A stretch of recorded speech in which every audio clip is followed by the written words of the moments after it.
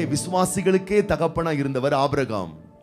தேவனோடு மிகுந்த நெருங்கிய உறவு கொண்டவர். அவரை பார்த்து பார்த்து பார்த்து அவருடைய பிள்ளை ஈசாக்கு அதிகமா தியானம் பண்றவரா மாறிட்டார். ஆபிரகாம் விசுவாசத்தின் தகப்பன், ஈசாக்கு தியானத்தின் தகப்பன். அவருக்கு பிறந்த யாக்கோபு ஏமாத்திரத்துக்கெல்லாம் தகப்பன். தாத்தாவை பார்த்து அவனுக்குள்ள விசுவாசம் வரல, அப்பாவை பார்த்து அவனுக்குள்ள ஜெபம் வரல. சில வீடுகளை நீங்க பார்த்தீங்கன்னா அப்பா அம்மா கூட நல்லா ஃபெய்த்தா இருப்பாங்க, பிள்ளைங்க என்னமோ தெரியல ஆப்போசிட்டா தான் இருக்குங்க அதுங்க. அப்படிப்பட்டவர்கள் என்ன சொல்ல வருகிறார்கள்?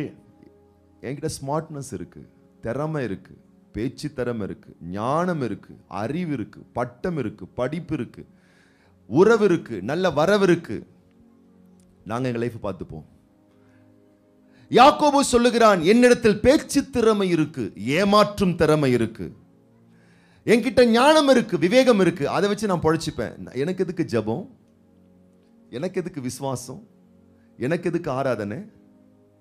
இப்படி வாழ்ந்தவனுடைய வாழ்க்கை ஒரு நாள் அப்படி புரட்டி போட்டது. அவனுடைய திறமை, அவனுடைய ஏமாற்றும் புத்திசாலித்தனம், அவனுடைய பேச்சுவாக்கு எல்லாம் ஃபெயிலியர் ஆனது. கடைசியில் தன் வீடு, தன் ஆஸ்தி, தன்னுடைய மேன்மை எல்லாவற்றையும் இழந்தவனாய் தண்ணி மரமா கையில ஒரு குச்சியோட போயிட்டு இருக்கான்.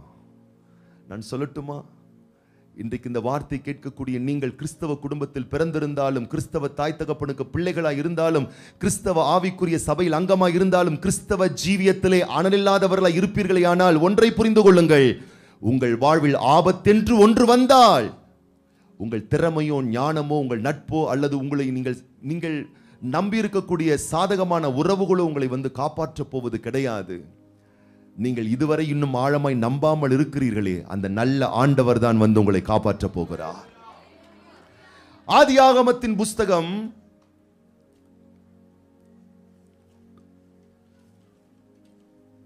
28ஆம் அதிகாரத்துல யாக்கோபு தனியா இருக்கிறான், துணையாரும் இல்லை, போகும் இடமும் தெரியவில்லை. ஆதியாகமத்தின் புஸ்தகம் 28ஆம் அதிகாரம் சொல்லுகிறது,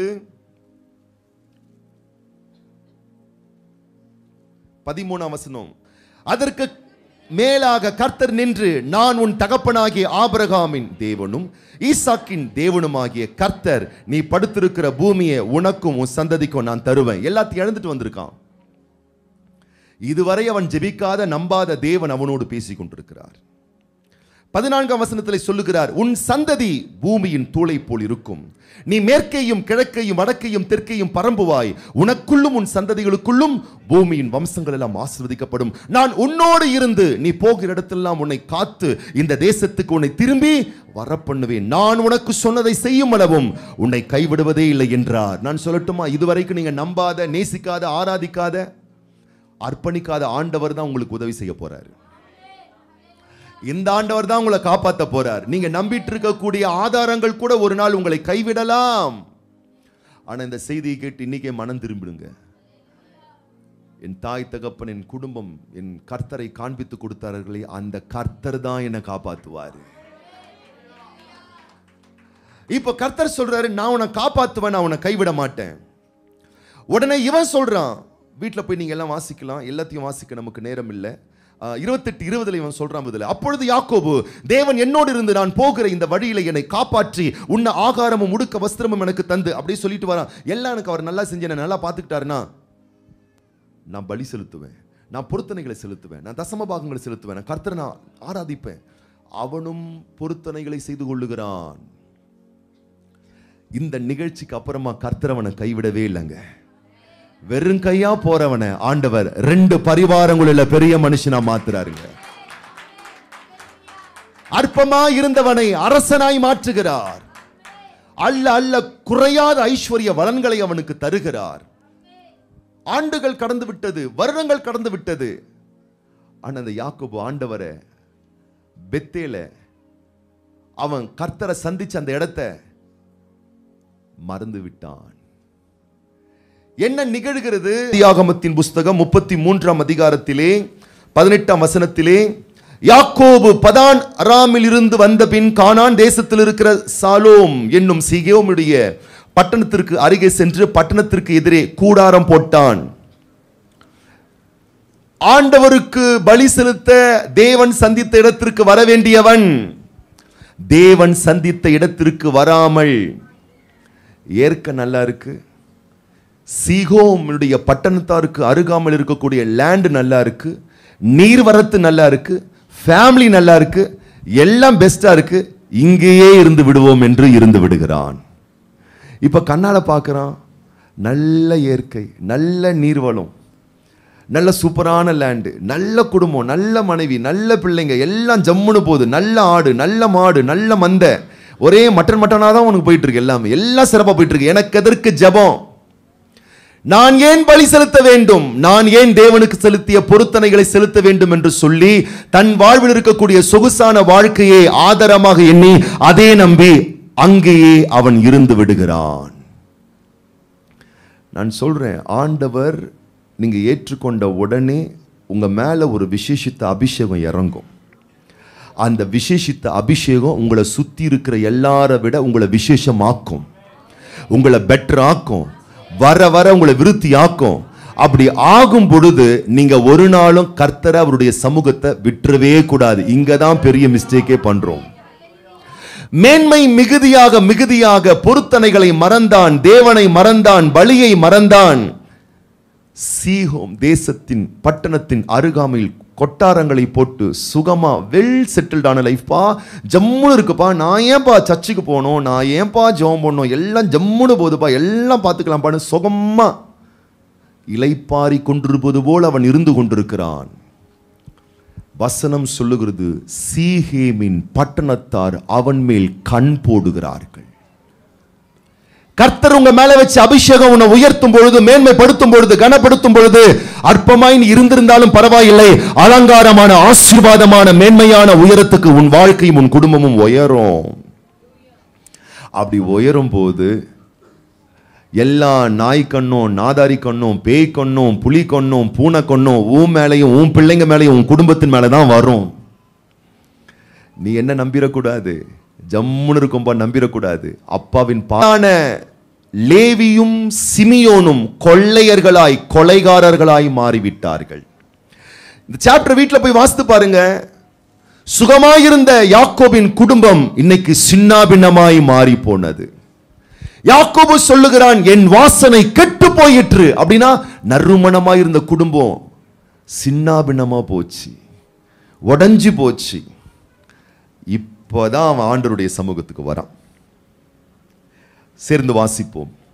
ஆதியாகமத்தின் புஸ்தகம் 35ஆம் அதிகாரம் 1 வசனம்.